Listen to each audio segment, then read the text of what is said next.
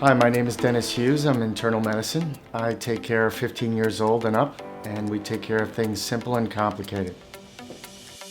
I got into internal medicine originally through a process of elimination.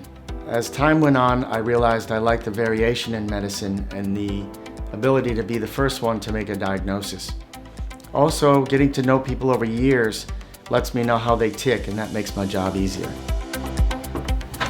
I like to talk to my patients like they were a neighbor. I think it's important to have a loose conversation in the room, albeit professional.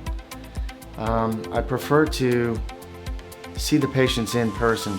The information that we get in the room, in the physical presence of another person, is a lot more than you'll ever get in a video chat. What inspired me to be a physician?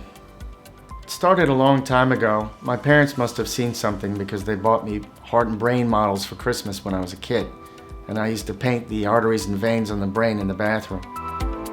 Outside of work, I have a lot of things that I like to do. I've just started cooking last year, and I'm working on that.